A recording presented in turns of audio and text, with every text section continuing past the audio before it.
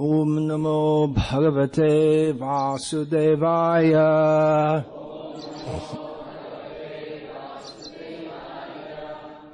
Om Namo Bhagavate Vasudevaya.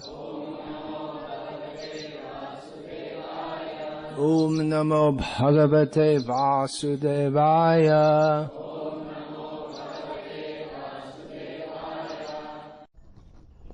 King karma kima karmeti kavyopi atra mohitaha tatte karma pravakshami yajgyatva mokshashe shubhat. Even the intelligent are bewildered in determining what is action and what is inaction. Now I shall explain to you what action is, knowing which you shall be liberated from all misfortune. Purport. Action in Krishna consciousness has to be executed in accord with the examples of previous bona fide devotees. This is recommended in the 15th verse. Why such action should not be independent will be explained in the text to follow. To act in Krishna consciousness, one has to follow the leadership of authorized persons who are in a line of disciplic succession, as explained in the beginning of this chapter. The system of Krishna consciousness was first narrated to the Sun God. The Sun God explained it to his son Manu. Manu explained it to his son very good, Ikshvaku. And the system is current on this earth from that very remote time. Therefore, one has to follow in the footsteps of previous authorities in the line of disciplic succession. Otherwise, even the most intelligent men will be bewildered regarding the standard actions of Krishna consciousness. For this reason, the Lord decided to instruct Arjuna in Krishna consciousness directly. Because of the direct instruction of the Lord to Arjuna, anyone who follows in the footsteps of Arjuna is certainly not bewildered. It is said that one cannot ascertain the ways of religion simply by imperfect experimental knowledge. Actually, the principles of religion can only be laid down by the Lord Himself. Dharmang tu sakshad bhagavat pranitam. No one can manufacture a religious principle by imperfect speculation. One must follow in the footsteps of great authorities like Brahma, Shiva, Narad, Manu, the Kumaras, Kapila, Prahlad, Bhishma, Shukdev Goswami, Yamaraj, Janak and Bali Maharaj. By mental speculation one cannot ascertain what is religion or self-realization. Therefore, out of causeless mercy to His devotees, the Lord explains directly to Arjuna what action is and what inaction is. Only action performed in Krishna consciousness can deliver a person from the entanglement of material existence.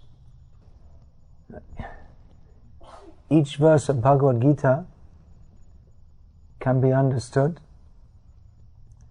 as it is. That means each verse has some particular important meaning, but it's best to understand also in the context of all the other verses. Just like we often find that people like to quote kamanevadikaraste mafaleshu kadarchana, that you have a right to do your work, but this they say to justify working, that I'm just working, so I'm working, this is what Krishna says, I should work.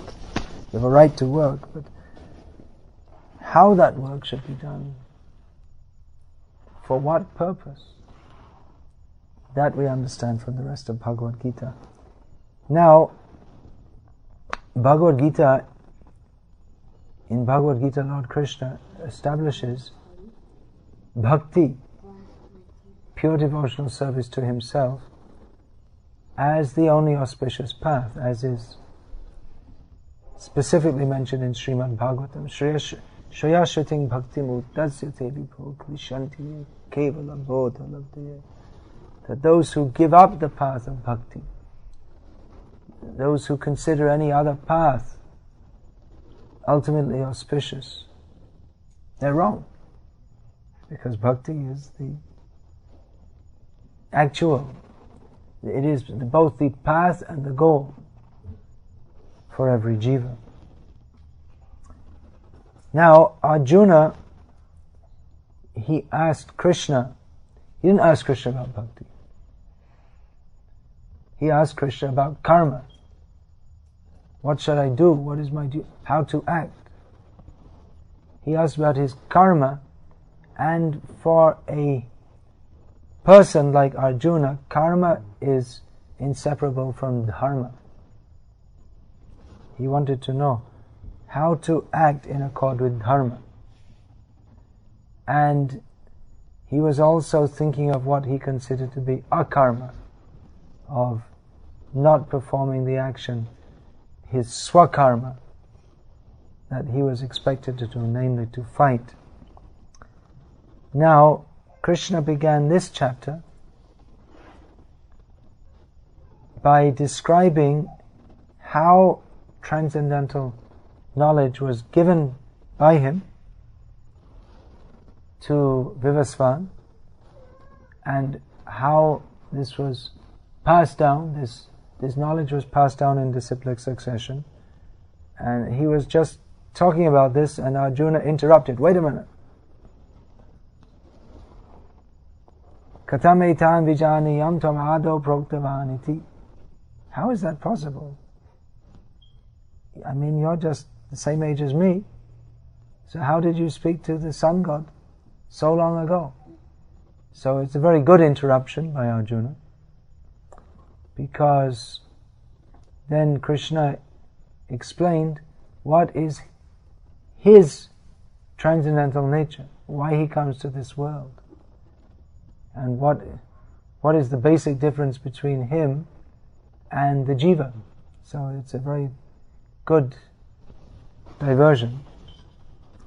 Now Krishna is coming back to the point. What is that knowledge that he's speaking? That is handed down in disciplic succession. Now, Krishna spoke. That means, what did he speak? He gave knowledge. Generally, it's considered that the paths of jnana and karma are different. It's generally considered like that. But karma executed without jnana is just like that of the animals. The donkeys also work. And as Krishna repeatedly states throughout Bhagavad-gita, jnana without karma, that is also not desirable, because jnana means we should learn what is correct and then practically apply that. Just like doctors. You get knowledge, and you're supposed to apply it. Otherwise, what's the point? So, Krishna has emphasized the point that this knowledge has to be received through disciplic succession. And how are we to practically understand that? That many great persons in the past acted according to this knowledge, and thus achieved the perfection of life. They demonstrated that to us, practically how we should act. But here Krishna is pointing out that it's not such an easy thing to understand. Kim karma kim akarmeti kavyo piyatra mohitaha. That even persons who are learned in Vedic knowledge and who are respected as jnanis, they may also be bewildered as to what is karma and what is akarma. Now, these words, karma and akarma, they can be understood in many ways according to context. What is action and what is inaction? now Krishna says, Tat-te kamra pravakshami yaj gyatva mokshase shubhat. Many persons, even learned persons, they are bewildered. They don't properly understand. Even though they're learned and they may think they understand, they have book knowledge, but they don't really know what is actually karma and what is akarma. Now Krishna says, I shall explain to you. And when I explain to you, if you listen attentively, then you will be liberated from all inauspiciousness if we hear from Krishna. Now all of these words, there's each word is a universe in itself. If we're doing, what does it mean to hear from Krishna? So many people are hearing from Krishna. So many people are studying Bhagavad-gita. One famous guru in India, popular among the Marwaris, this Ram Sukdas Ji Maharaj. He trains his disciples in Gita Path. So he'll tell them Chaturtodhyay, and they'll say it. And then he'll tell them, say it backwards, and they'll say all the verses backwards also. They know the verses very well. They don't know anything about what it means, but they think they do. That's the problem, because they haven't heard properly from Krishna. So when we say to, Krishna says, I will speak to you. If we can hear properly, yad gyat va mokshase shubhat, by knowing which we will be released from all inauspiciousness. But how can we know? Even hearing doesn't necessarily mean that we learn. And even learning doesn't necessarily mean that we actually understand. But if we can hear properly from Krishna, as Arjuna did, then we can learn how to act, how not to act in such a way that will be for our benefit. So this is very important, as Krishna states here, that we have to act. Arjuna was under the illusion, I will stop all activity. I see activity is the cause of so much difficulty.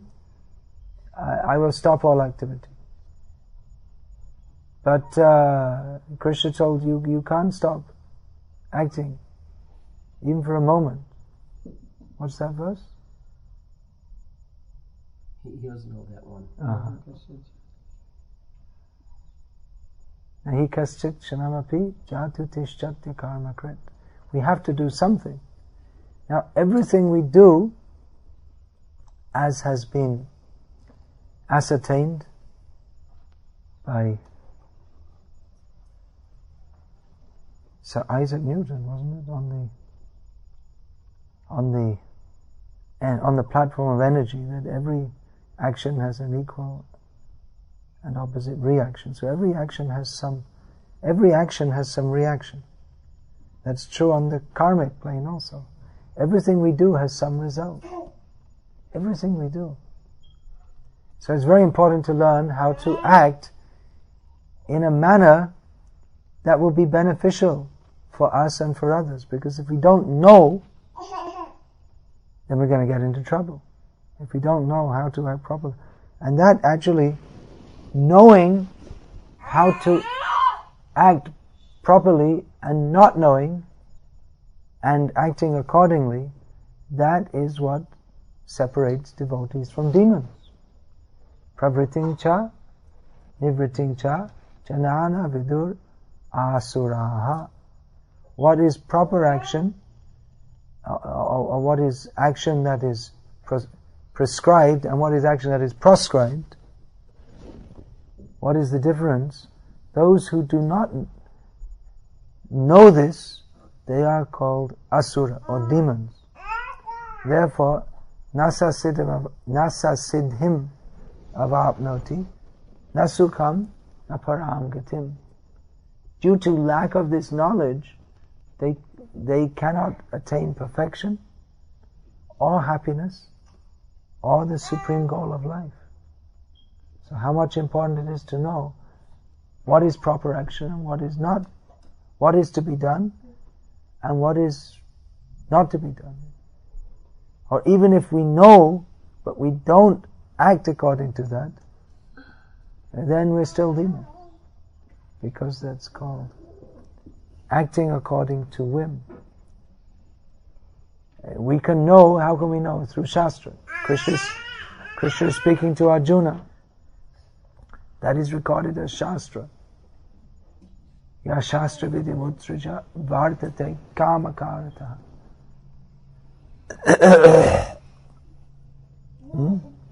How's that verse going? I said it so many times. Ya Shastra Vitrija vartate kamakarata. Nasa siddham. No. Oh, you're thinking of Ya Shastra, Arjuna's question? Ya Shastra vidimutrija. Yajante. No. Vartate kamakarata. 17:1. No, it's the end of the 16th chapter. Ya Shastra vidimutrija. Vartate kamakarata.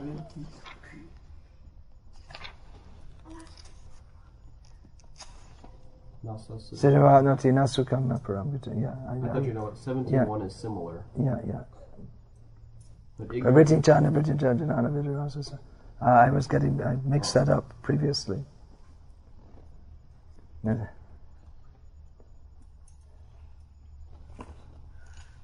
Navichacharo nasatyam teshu vidyate.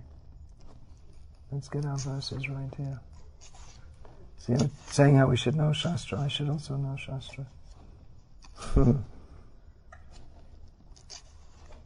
Nashocham napi chacharo nasatyam teshu vidyate. Yes. Those who do not know what is to be done and what is not known, neither cleanliness nor proper behavior nor truth is found in them. Yes, so if those who reject Shastric principles and acting according to their own whims, they cannot attain perfection, nor happiness, nor the supreme destination. Tasmach, then next scripture says, Tasmach chastra pramanante karya vivastito gyat va shastra vidhano tam karya kartam iharhasi. Therefore, one should know what is proper behavior and what is not according to Shastra Vidhi. Knowing what is in Shastra, what is the Shastric directions. One should act in this world so that he may gradually be elevated. So all this is interrelated. What is here in Bhagavad-gita, in the 4th chapter, what is in the 16th chapter, how we should act, general principles of how we should act so as to be elevated, as to be freed from bondage. And if we don't know this, then necessarily we're going to be degraded. So how much important it is to understand the principles of Shastra, which Krishna has indicated in the beginning of this chapter, and again coming back to the subject about parampara, in the verse previous to the one on which this lecture is based, Evam gyatva kritang karma purvair api mumukshabhihi kuru karmaiva tasmat tvang purvaif purvataram kritam. All the liberated souls in ancient times acted with this understanding of my transcendental nature. Therefore you should perform your duty following in their footsteps. How are we to understand how to practically apply Shastra in our lives? We have to see how the great acharyas have done so, how great personalities have done so. And great personalities, how do they do so? According to the instructions of their acharyas. So it's a chain parampara, and everything is based on Shastra. So the system is quite clear to understand. Everything is given in Shastra. That should be followed. Keeping in mind clearly what is the goal. Now Krishna gives many, many guidelines here in Bhagavad-gita and so much in Bhagavatam and in all the writings of the acharyas, they give us many guidelines, detailed guidelines, because the basic principle that Krishna speaks is very simple. Manmana bhavamad bhakto. Always think of me and become my devotee. And then the actions which are to be performed to help us to cultivate that mood, they are stated in a general way in Bhagavad-gita, and in some more detail in Bhakti Rasamrita Sindhu. So these guidelines are there. Basically, the process of Krishna consciousness is very simple, but we tend to find it difficult. Why is that? Well, because we're difficult. It's what Krishna is saying to most people is a very, very great demand. Sarva dhamman parityaja mamekam sharanam vraja. It's a very, very great demand. It may seem to us all almost impossible to follow. But if we can follow, if we can practically apply that in our lives, then we achieve siddhi, sukh, paramgati, perfection, happiness, and the supreme destination. But our tendency is to, in the conditioned state, our tendency is those who are trying to be Krishna conscious, they tend to oscillate between devotional service and Maya. But there's no real meeting point of devotional service and Maya. The Krishna Surya Sama Maya Hoy Andhaka Jahan Krishna Tahan Nahi Maya Adhikar. Krishna is like the sun and Maya is like darkness. Darkness means the absence of light. So we can say that, so where there is Krishna, there is no question of Maya. So we can say there are grey areas. There's pure light and there's darkness. And we can say there's shadow. But even the shadow, if it's not pure light, then the shadow means Maya. Ritertam yat pratiyeta na pratiyeta chatmani. How does that go next? The last line I was looking for. Yatha bhaso yatha tamaha. Tadvidyo atmanomayam. Yatha bhaso yatha tamaha. Krishna says that anything that is conceived of outside a relationship with me, that is called Maya. And he says it's like the reflection within the darkness.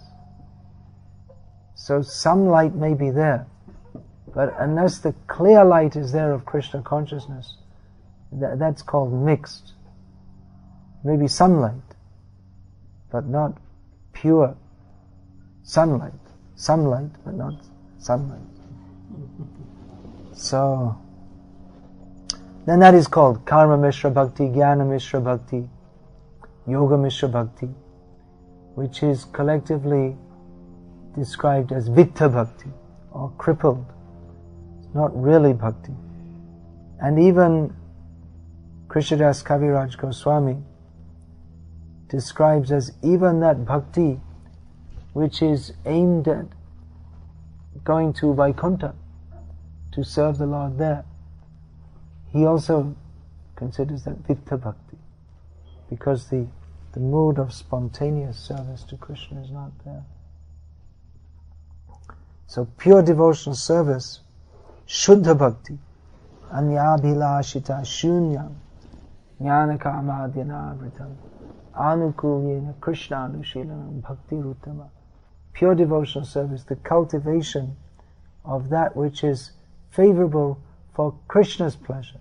Everything should be done for Krishna's pleasure, without any desire for personal enjoyment, either through karma on the gross sensual platform, or jnana on the mental or intellectual platform. That is described as pure devotional service. So Krishna in Bhagavad-gita sometimes is misunderstood. that Krishna is describing karma, jnana, yoga and bhakti, and you can choose whichever you like. Well, you can. But only pure devotional service.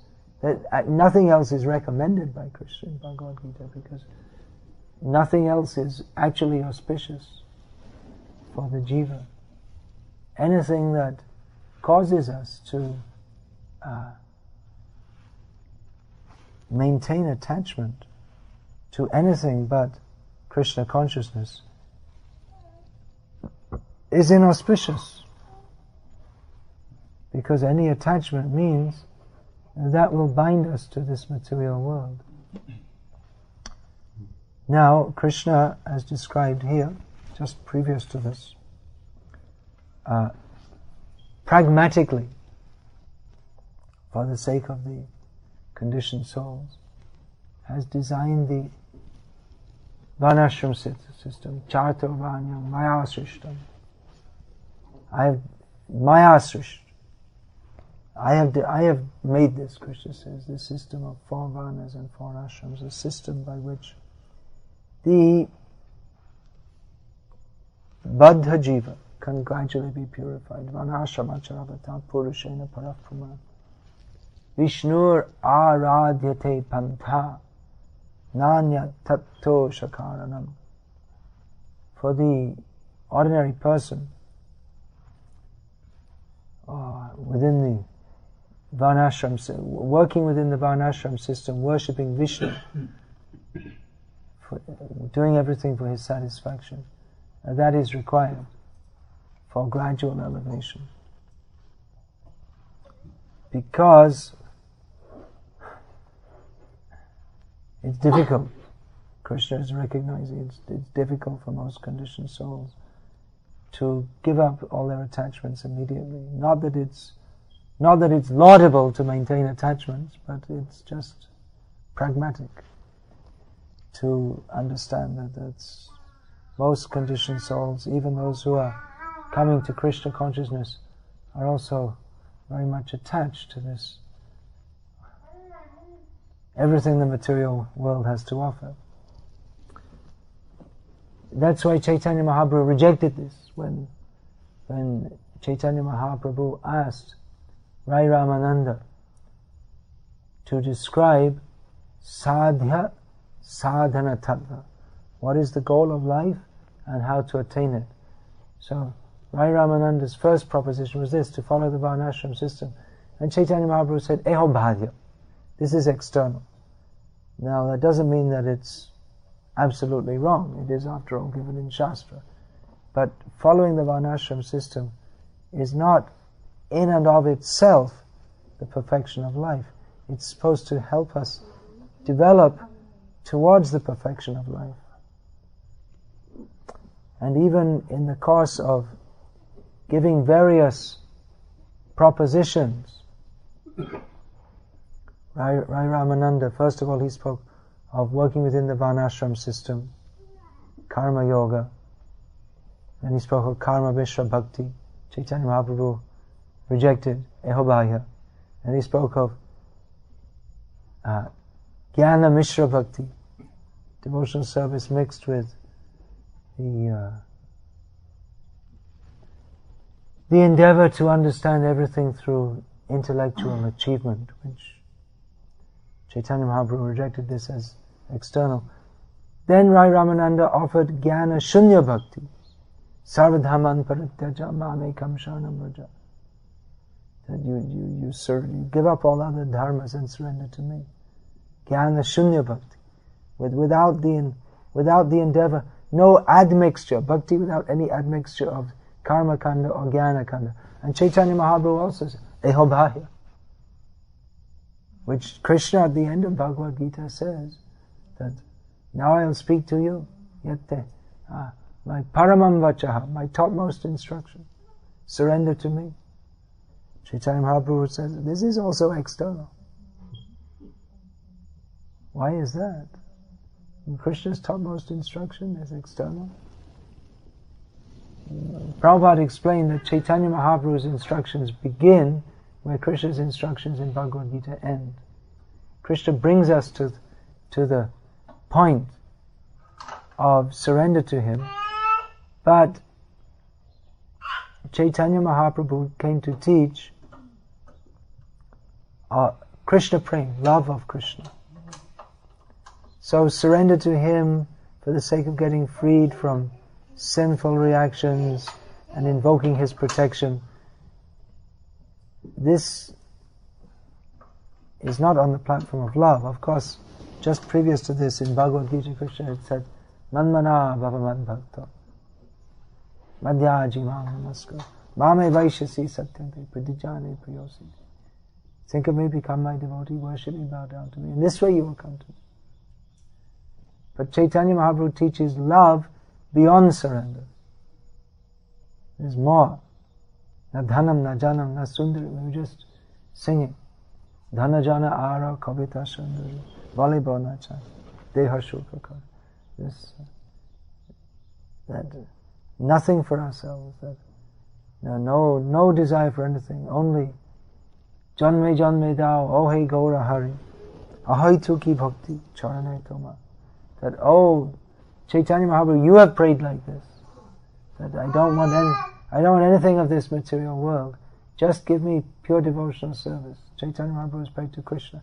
And Bhaktivinoda Thakur is teaching us to pray to Chaitanya Mahaprabhu like this. To only desire bhakti for bhakti's sake. Not bhakti mixed with karma, not bhakti mixed with jnana, and not bhakti not mixed with jnana, but also without the strong desire to satisfy Krishna.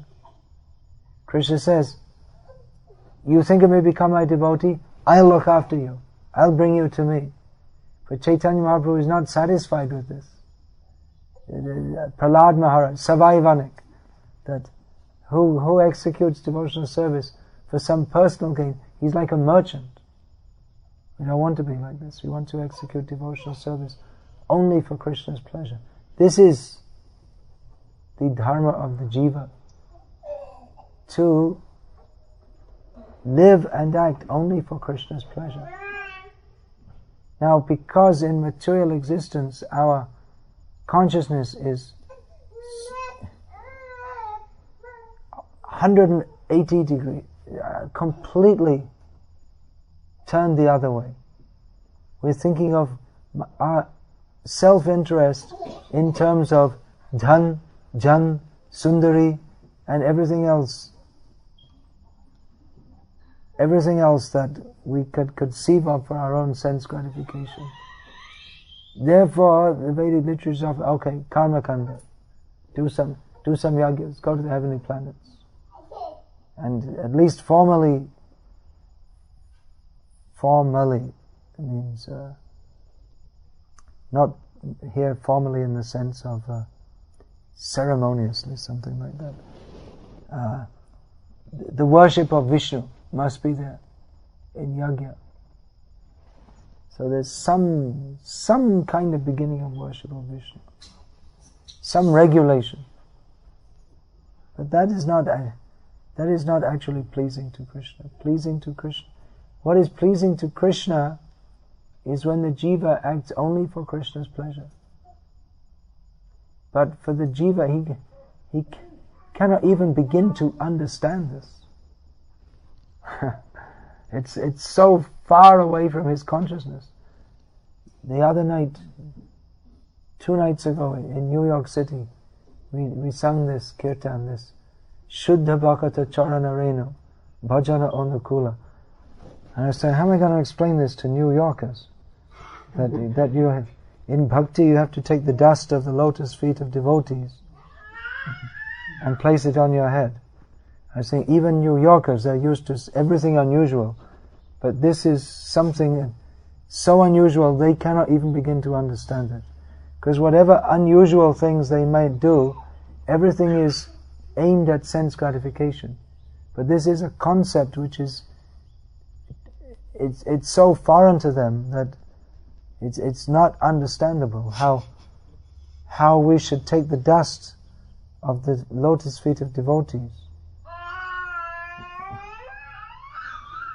Mahiyasham pada rajobhishekam we should bathe ourselves in the dust of the lotus feet of devotee. They say, some, not New Yorkers, more Southerners, that to bathe yourself in the blood of Jesus, which sounds very macabre actually. But we say to bathe or smear oneself with the dust of the lotus feet of devotees. So it's so far away. The condition so, Ishvara ham bhogi, I am the controller, I am the enjoyer. Siddho ham balavan sukhi, I am perfect, powerful and happy. So this ultra humility of smearing one's body with the dust of the lotus feet of devotees, that is not imaginable. The concept is beyond anything that a materialistic person can begin to conceive of. Therefore, make a start. Alright, do this karma, follow this karma kanda. It's cheating actually. It's cheating religion. It's meant to cheat, to bring people to somehow or other come to the Vedic path. Do you want sense enjoyment? You can get it better by following the Vedic path. So somehow or other bring people to the Vedic path. But ultimately they have to understand, Vedaischa sarvaraham eva vedyaha. All the Vedas are meant for coming to Krishna. And everything we do, dharmos venashtita pungsang vishvaksena katasuyaha notpadiyad yadiratim shrama evi kevalam. Whatever dharmas, karmas we may follow, if we don't gain attraction for hearing about Krishna, if we don't develop pure devotional service, then it's shrama evi kevalam. We can say, well, I worked hard. That's all. That's all the benefit. The karma kanda, we don't really get that much more benefit between punya karma and papa karma. There's actually not that much difference. You say, well, there's a lot of difference. If you follow punya karma, you go to heaven and enjoy. If you do papa karma, you go to hell. But both of them are useless. One is more painfully useless, and the other is just as, maybe even it's more bewildering going to heaven. It's in hell one is simply suffering, and in heaven one is suffering, actually suffering also. It's just like, you see, two people are being beaten with sticks on their back, and one is drinking a mango lassi. So, who's in a better situation? Both are in an undesirable position. So in the heavenly planets, they're also suffering, but they have mango lassis also, and a few other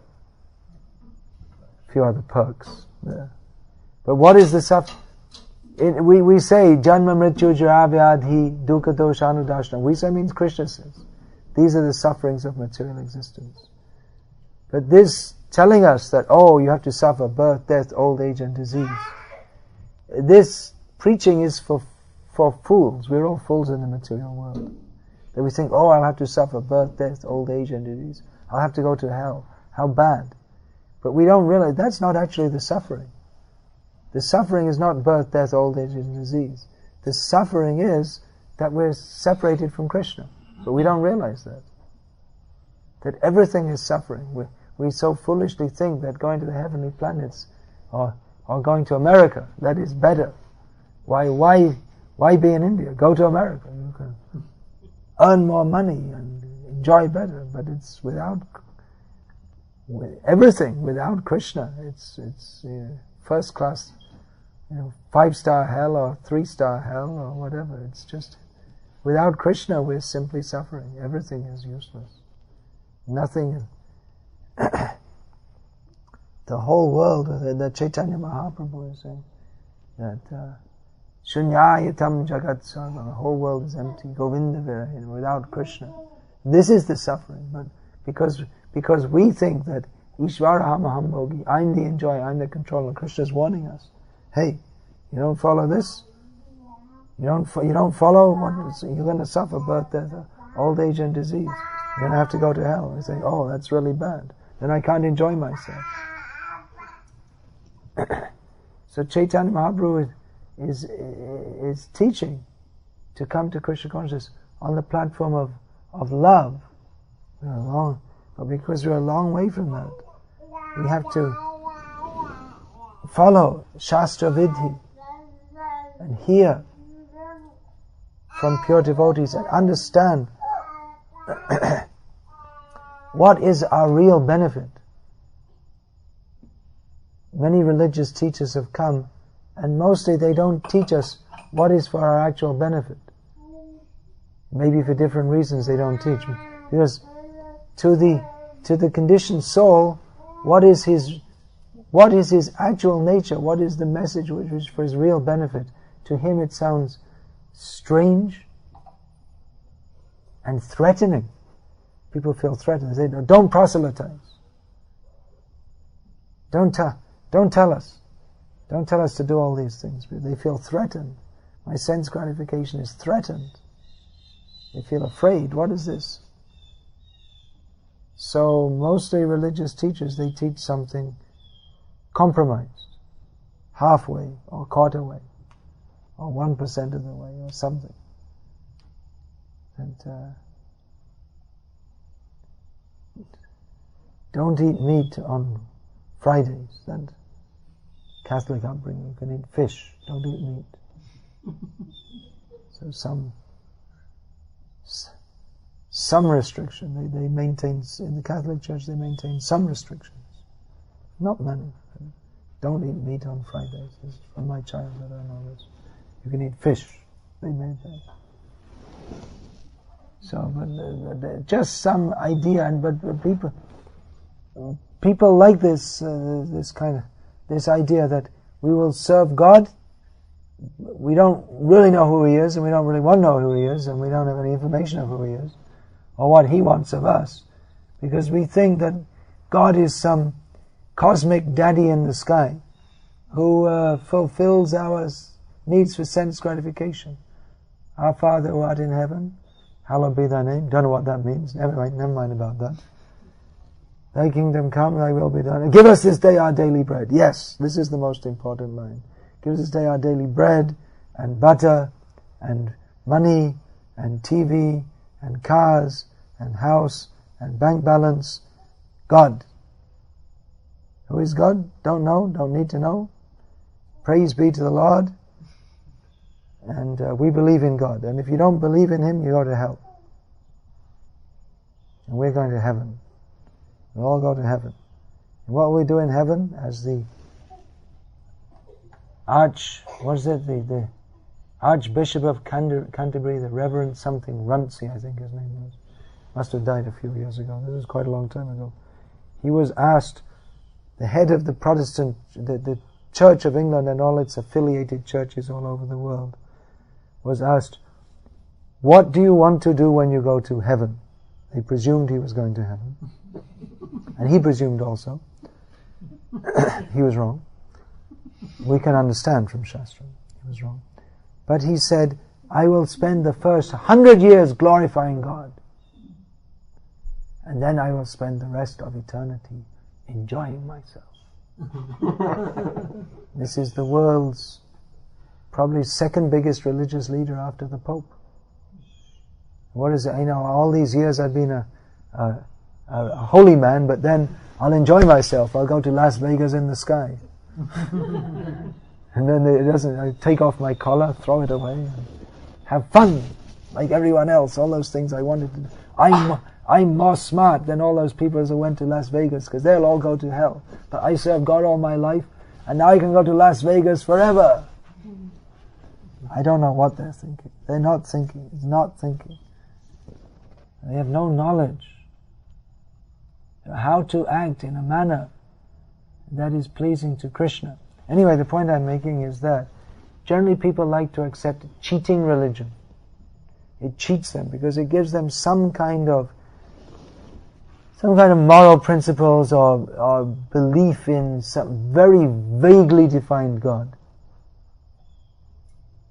So if God is vaguely divine, then you can't make a clear commitment to Him. And this religion is promoted for fulfilling your sense desire. So they like that, because Ishvara Hamaham Bhogi, I'm the enjoyer, I'm the controller. So God is my partner in crime. He's my chief partner in crime. He will help me to fulfill my sense desires. So generally people they like this, so that we can say this is something better than being wholly away from any kind of religious principle.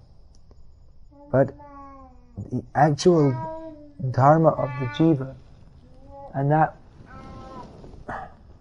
which will actually satisfy him, is when he stops thinking of how I will be satisfied and thinks to act in a way by which Krishna will be satisfied. Not thinks, but he accepts the path given by the previous acharyas and given by the shastras, how to act in a manner that will be fully pleasing to Krishna. Now, even to understand the message of the acharyas, or the great saints of the past, that requires some sincerity to accept it, because generally, after any great saint comes, people twist his message for their own sense gratification. They put his picture on the wall, and they say salam, or whatever language it is, and do whatever they like in his name. So we see, that's the history. Christianity. Jesus said, you cannot love God and love mammon. Mammon means material sense enjoyment.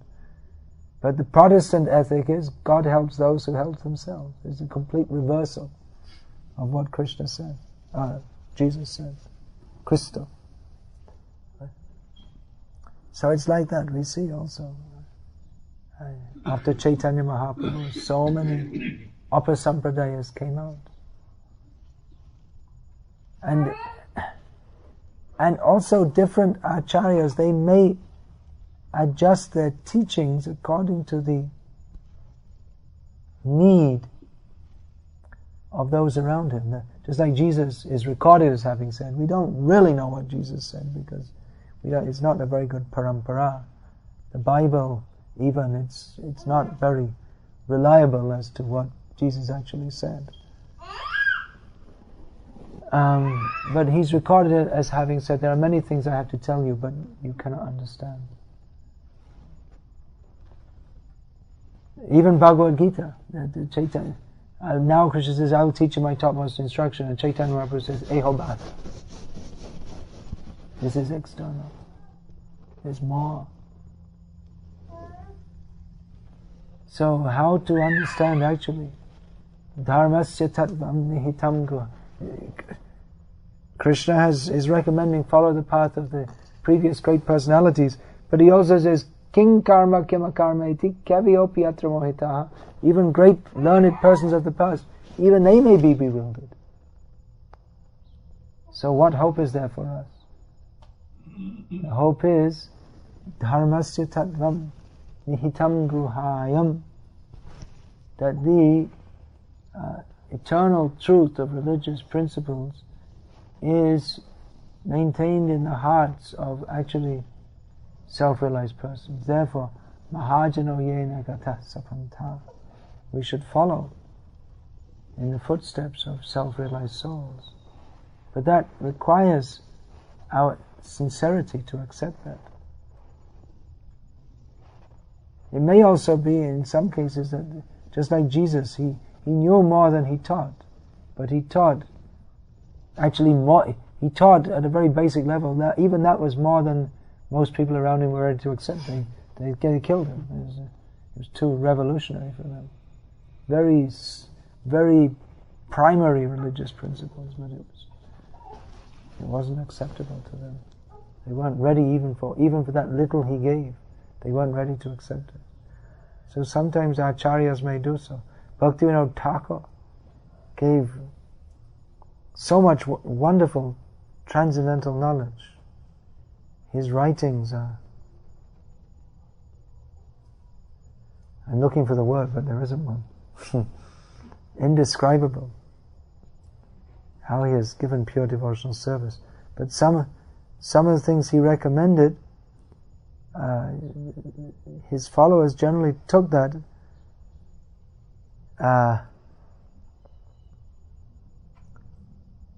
they took that as being the ultimate truth when he was only giving them some intermediary truths.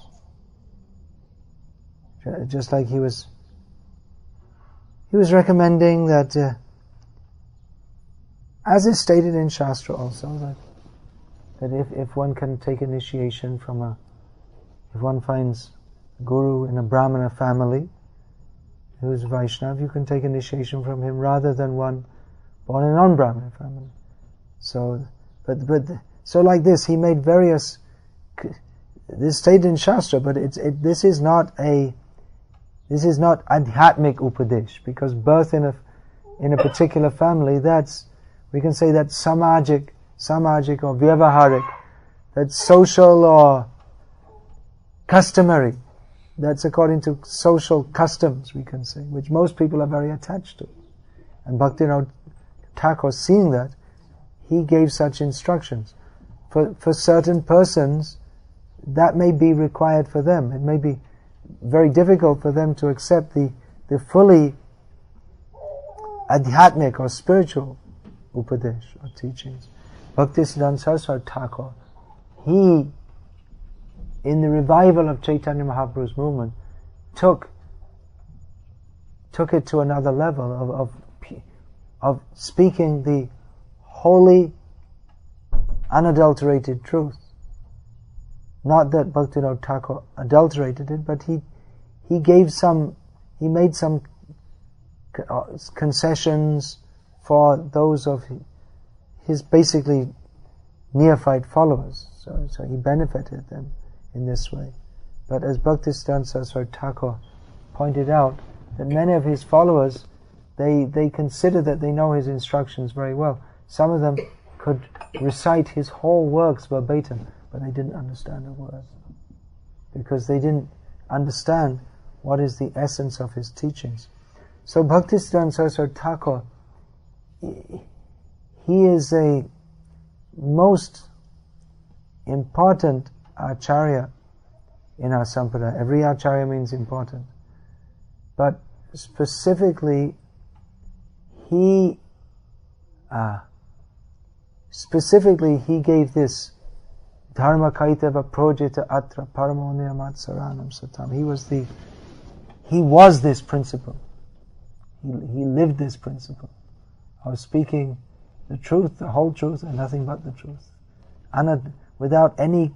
And he spoke that the only duty of sadhus is to speak the truth in the most unequivocal and understandable manner, without consideration of time, place, and circumstance.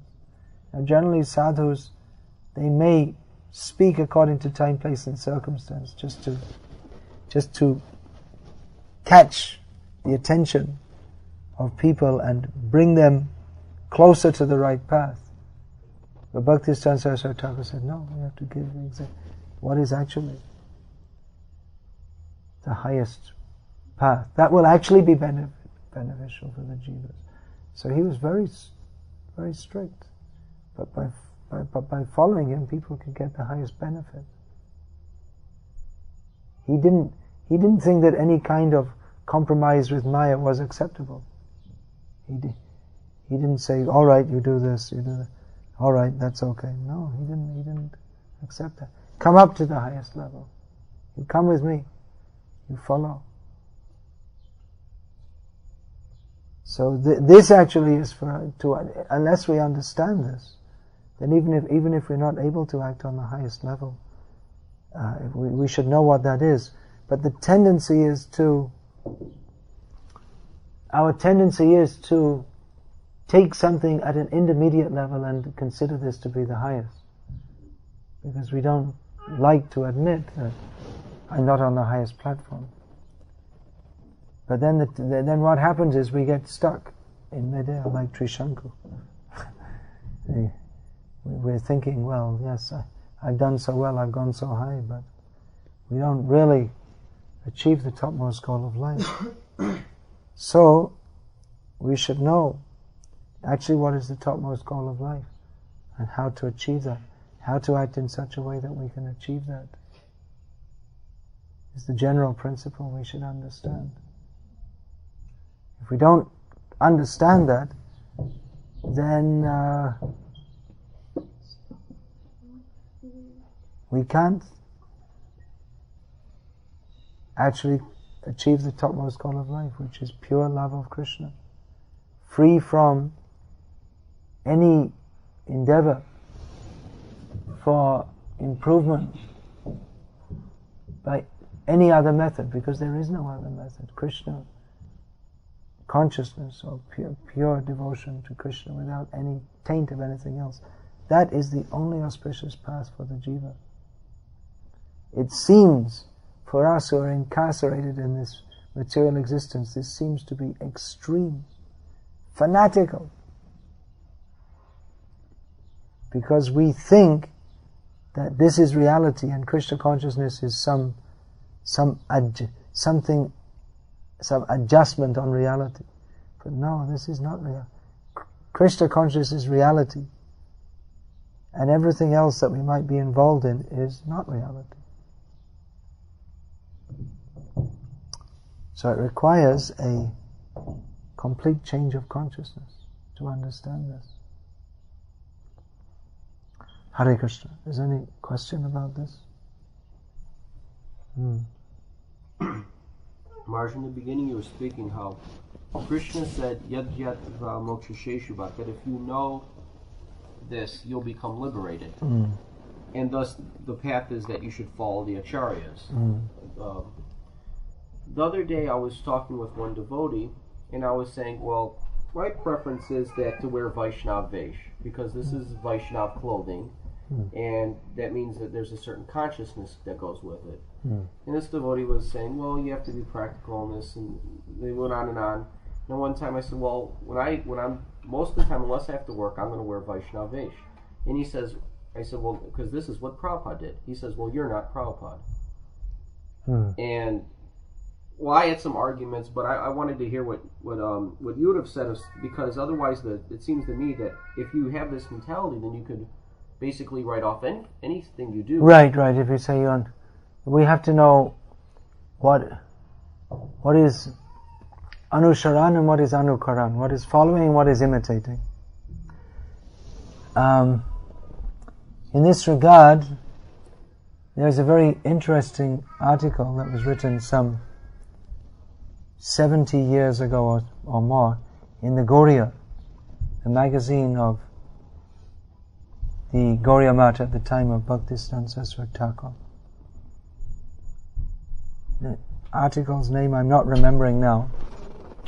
But anyway, it addressed this topic of Anusharan and Anukaran. Now, many so-called Vaishnavas in Bengal, where the Gauriya was published in Bengali, they like to chant Hare Krishna, but they also like to eat fish. So you could say to them, you're supposed to be following Mahaprabhu. Mahaprabhu didn't eat fish. I say, well, that was Mahaprabhu. He's so great, how can we follow? And then you may see them wailing and falling on the ground in apparent ecstasy of love of Krishna. And you may say to them, well, actually, you see, this is the highest level, you shouldn't try to imitate that. And they'll say, well, Mahaprabhu did that. So we should know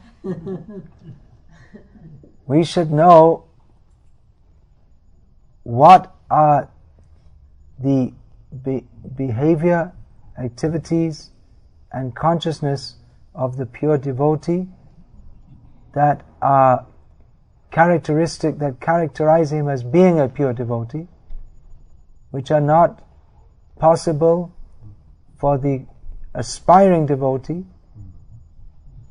and should not be imitated. And which of those activities he performs to set the ideal example that we should follow. So we should know this. Gaura Bhakta Priya Vesha Dadhamana Tilak Tulasimala Shobhama Bhaktivinoda Thakur says, I will show the dress which is very dear to the devotees of Chaitanya Mahaprabhu and be decorated with tilak and tulsi mala.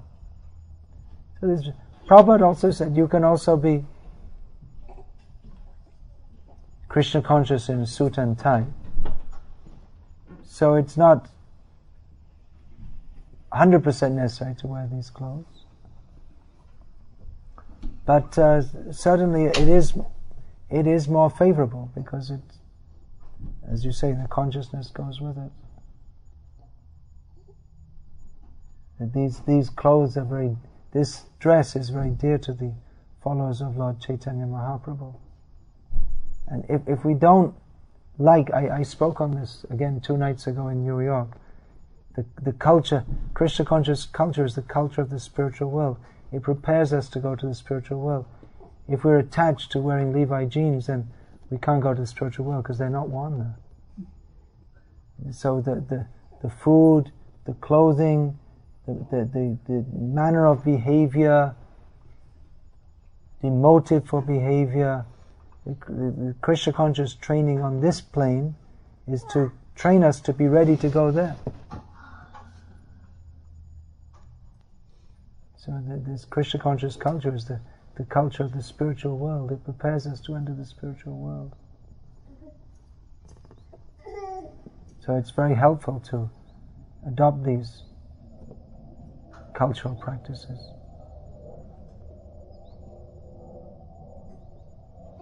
Anything else? Any other question?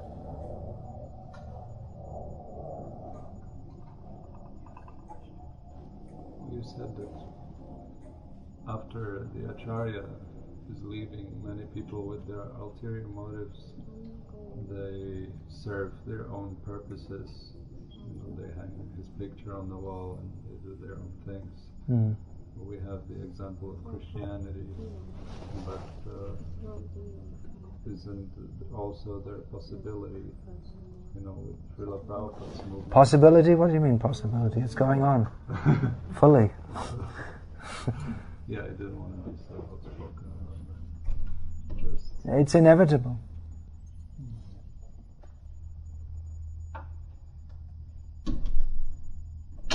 Therefore we should be very cautious. Yes, yes.